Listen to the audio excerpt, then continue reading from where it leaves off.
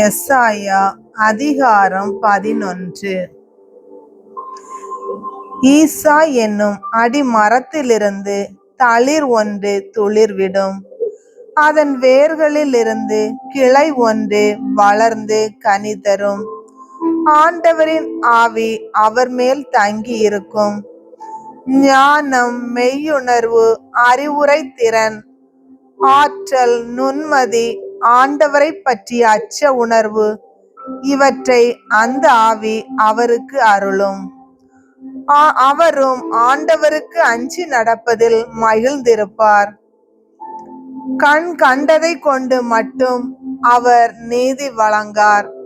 காதால் கேட்டதை கொண்டு மட்டும் அவர் தீர்ப்பு செய்யார். நேர்மையோடு ஏழைகளுக்கு நீதி வழங்குவார்.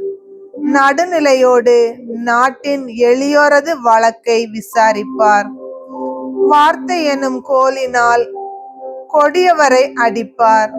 உதட்டில் எழும் மூச்சினால் தீயோரை அழிப்பார். நேர்மை அவருக்கு அரைக்கச்சை, உண்மை அவருக்கு இடைக்கச்சை.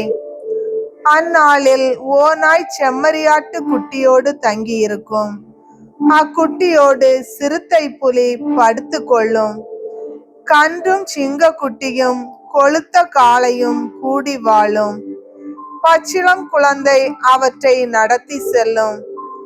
பசுவும் கரடியும் ஒன்றாய் மேயும். அவற்றின் குட்டிகள் சேர்ந்து படுத்து கிடக்கும். சிங்கம் மாட்டை போல் வைக்கோல் தின்னும். பால் குடிக்கும் குழந்தை விரியன் பாம்பின் வலையில் விளையாடும்.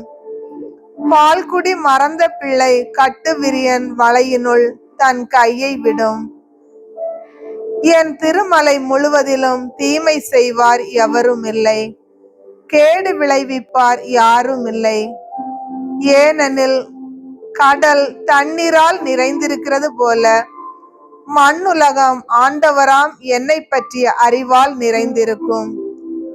அந்நாளில் மக்களினங்களுக்கு சின்னமாய் விளங்கும் ஈசாயின் வேரை பிற இனத்தார் தேடி வருவார்கள்.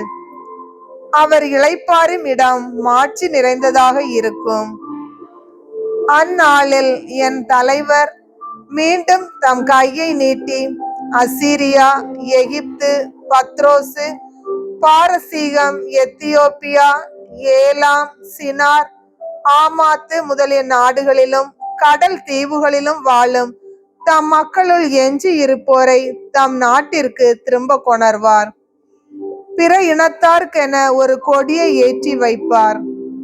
இஸ்ரேலில் நாடு கடத்தப்பட்டோரை ஒன்று திரட்டுவார்.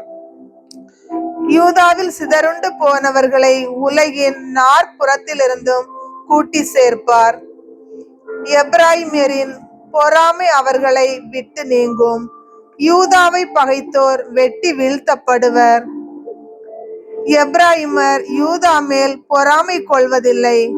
யூதாவும் எப்ராயிமரை பகைப்பதில்லை.